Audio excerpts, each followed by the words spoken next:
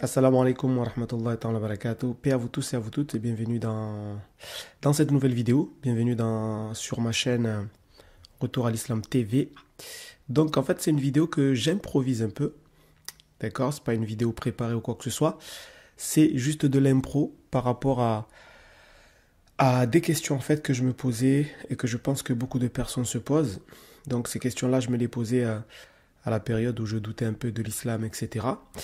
Donc, j'ai déjà fait une série sur cette période-là, qui est intitulée Comment Allah m'a guidé. Donc, pour ceux qui veulent savoir un peu, j'en ai fait, je crois, 11 épisodes. Donc, mais en fait, dans cette série-là, j'ai mis juste les signes qu'Allah m'a montrés pour me guider. Alors qu'ici, Inch'Allah, je vais essayer de partager avec vous ce que j'ai compris à cette époque-là, en dehors des signes, bien entendu, parce que, en fait, à cette époque-là, je me posais beaucoup de questions. En fait, ce sont des questions qui alimentaient mes doutes sur l'islam. Donc maintenant, alhamdoulilah, j'ai des réponses et des réponses claires et nettes. Mais je me suis dit que sûrement, beaucoup d'entre vous, peut-être en ce moment même, se posent ce genre de questions. Donc un exemple qui est simple, d'ailleurs, ça sera le sujet de la vidéo. Avant, comme j'avais des amis justement qui n'étaient pas musulmans, puisque j'ai la chance d'avoir des amis qui sont, il y a des chrétiens, qui sont chrétiens, d'autres ils sont, on va dire, ils sont athées. J'avais aussi beaucoup d'amis avant qui étaient agnostiques, etc., etc. Parce qu'en fait, je me disais, pourquoi ces gens-là iront en enfer si ils ne croient pas en Dieu, en fait.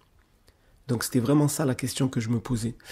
Je trouvais ça un peu, on va dire, un peu injuste, parce qu'on se dit, regarde, on a tous des amis qui ne croient pas en Dieu, qui sont agnostiques ou quoi que ce soit, et qui sont très gentils, très sympas, qui sont serviables, qui ont le cœur sur la main, et ça, on en trouve partout.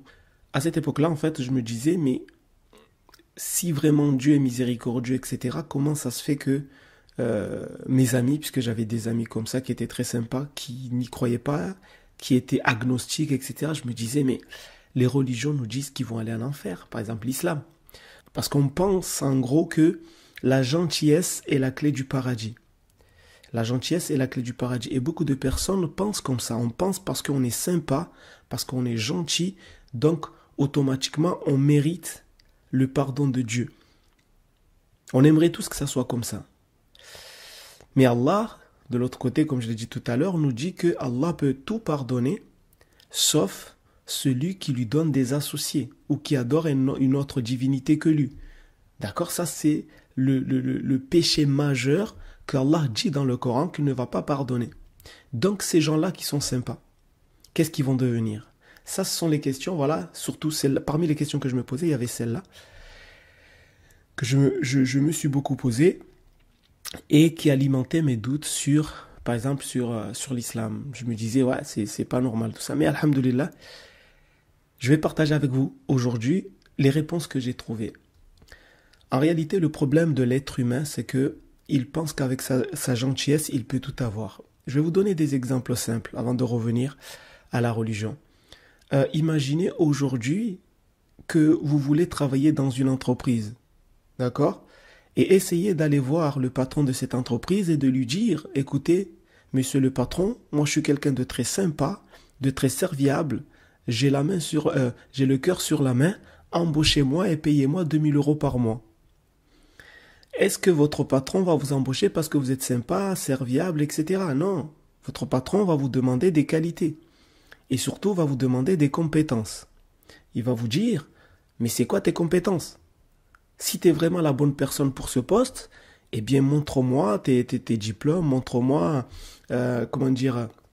l'expérience que tu as dans ce métier. Il va te dire, ok, ta gentillesse c'est très bien, mais la première chose que je vais te demander, c'est ton diplôme et tes compétences. C'est ce que tu sais faire. Et ça, c'est dans n'importe quel domaine. Donc vous voyez que le problème des gens, des êtres humains, c'est qu'ils pensent qu'avec leur gentillesse, ils peuvent acheter tout. Je vous donne encore un exemple qui est plus parlant. Imaginez quelqu'un, vous avez une amie ou un ami qui fume, par exemple, qui fume cigarette ou autre chose. Donc c'est quelqu'un de très sympa, de très gentil, mais à chaque fois on lui dit que fumer nuit à la santé. On lui dit toujours, attention, ne fume pas parce que tu peux attraper un cancer de la gorge, je ne sais pas quoi, un cancer des poumons, je ne sais pas quoi. Et la personne dit, non, c'est bon, laisse-moi tranquille, je fais ce que je veux. Pourtant, c'est une personne très, très sympathique, il n'y a rien à dire. Hein? Niveau humain, qualité humaine, tout ça, c'est parfait, il aide les autres, etc., il est serviable. Et imagine qu'un jour, cette personne attrape, je sais pas moi, le cancer des poumons. Et que tout d'un coup, son médecin lui dit, ben écoute, c'est à cause de ce que vous fumez tous les jours, et ben voilà, vous avez attrapé le cancer des poumons et dans quelques mois, vous risquez de mourir. Eh bien, vous savez, peut-être cette personne va trouver cela injuste. Il va dire, mais pourquoi ça n'arrive qu'à moi? J'ai toujours été sympa, j'ai toujours été bien, je n'ai jamais voulu du mal à quelqu'un. Mais son médecin va lui dire, oui, c'est très bien, mais pour être en forme, pour avoir une bonne santé, c'est pas la gentillesse qu'il faut mettre en avant. D'abord, c'est la raison de comprendre qu'il ne faut pas que tu consommes des produits qui risquent de te rendre malade. Et imaginez que cette personne-là, c'est votre ami. Eh bien, vous savez ce que vous allez lui dire quand il va vous dire qu'il est sympa, qu'il est gentil, qu'il ne mérite pas tout cela et que c'est injuste. Vous allez lui dire, ok, t'es gentil, excusez-moi, je vais utiliser un mot que je ne devrais pas utiliser. D'accord, donc je demande pardon à Allah avant tout, et ensuite à vous qui m'écoutez, je demande pardon. Mais sûrement, vous allez lui dire, ok, t'es sympa, mais t'es con. Je suis désolé. Tu savais très bien que ce que tu fumais, ce que tu prenais comme produit, eh bien, risquait de te rendre malade. Et pourtant, tu le faisais. Donc, ta gentillesse ne t'a pas sauvé. C'est comme ça. La première chose que l'homme doit mettre en avant, c'est sa raison, son intelligence. Ça veut dire que on est dans un monde où, avec la gentillesse, tu ne peux pas tout acheter. Si tu as envie vraiment, je vais encore donner d'autres exemples pour que ça soit parlant. Il y a des gens à la fin du mois, eh bien, ils sont dans le rouge financièrement parlant. À chaque fois, ils sont dans le rouge. Et à chaque fois, ils sont un peu dans la merde, comme on dit.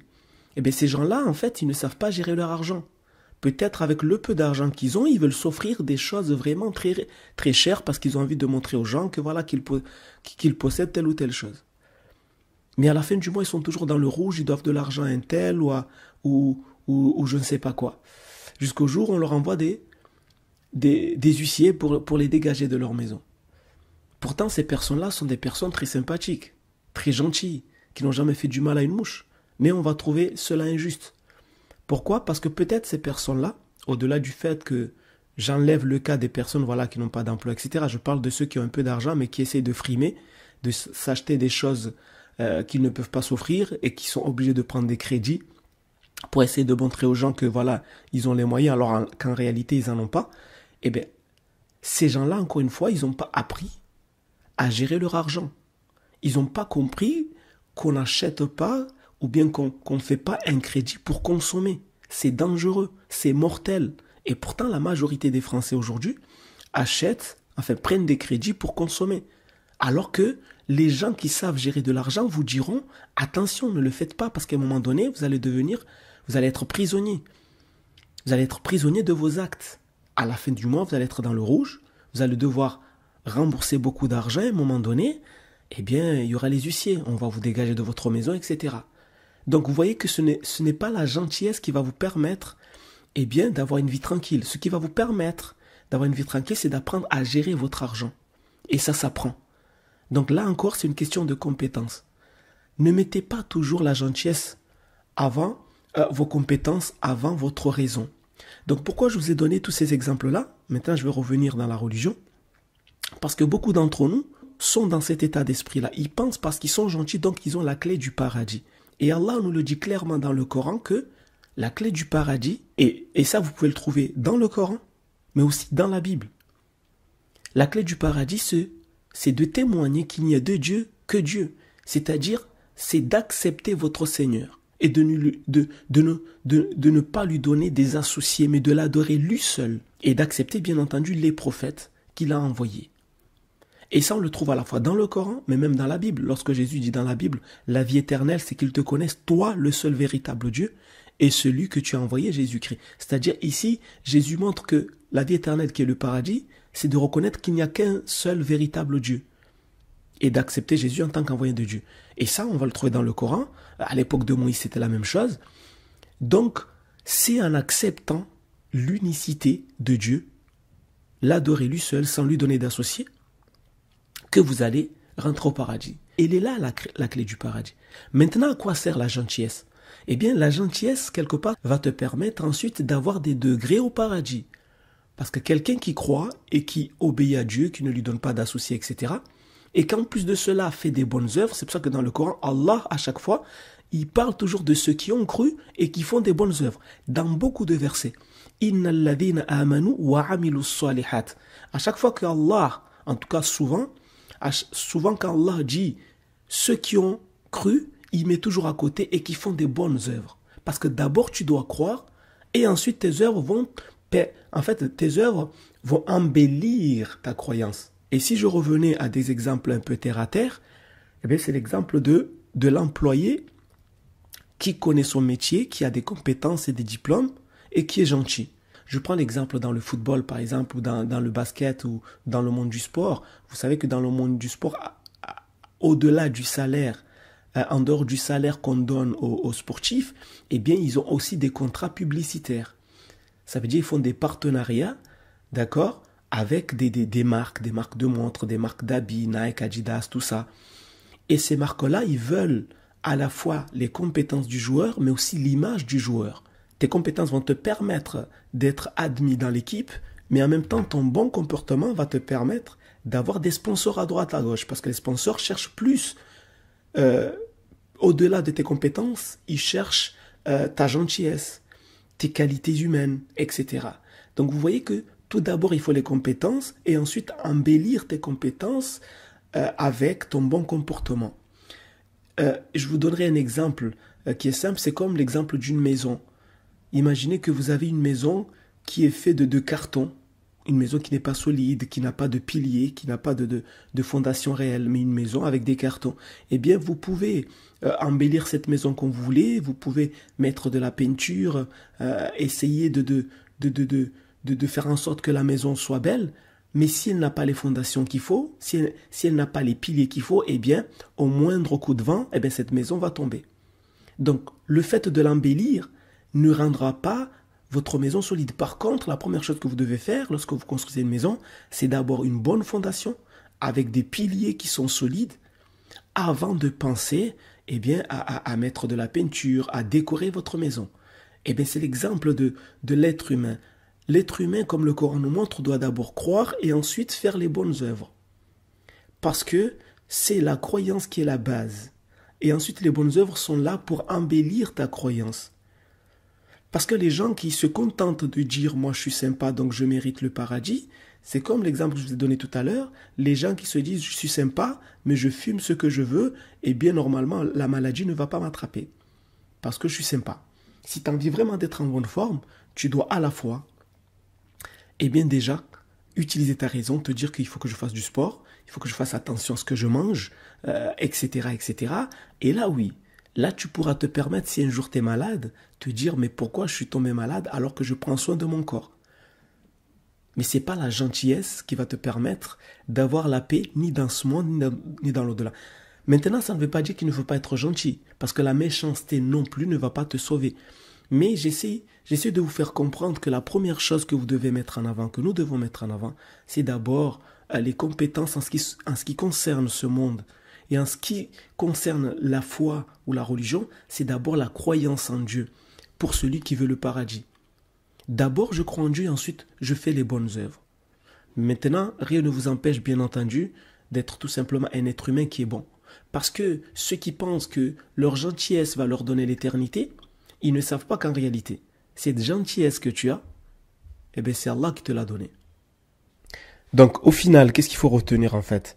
Ce qu'il faut retenir, c'est que la gentillesse, en fait, n'est pas la clé du paradis. Mais en fait, la clé du paradis, c'est le fait d'accepter celui qui nous a créés, en fait. C'est le La ilaha illallah. Et cette parole, comme je l'ai dit tout à l'heure, c'est une parole qu'on trouve dans tous les livres sacrés. Vous prenez n'importe quel livre, par exemple, si vous prenez le Coran, l'Ancien Testament, le Nouveau Testament, vous allez toujours trouver la même chose. Dieu dit toujours la même chose, qu'il n'y a de Dieu que Dieu. Dans l'Ancien Testament, il est appelé l'Éternel. Donc, il ne faut pas le renier. Au contraire, il faut l'accepter. Dans le Nouveau Testament, c'est la même chose. La vie éternelle, c'est qu'ils te connaissent, toi, le seul véritable Dieu. Ça veut dire, reconnaître le vrai Dieu. Et dans le Coran, c'est le témoignage de foi. La ilaha illallah. Nul ne mérite d'être adoré que le Dieu unique, que Allah. Donc c'est ça vraiment la clé du paradis. Et après avoir accepté ça, on pourra embellir notre foi avec la gentillesse. Mais la gentillesse n'est pas la clé du paradis. La gentillesse, c'est ce qui va nous permettre en fait d'avoir des degrés au paradis.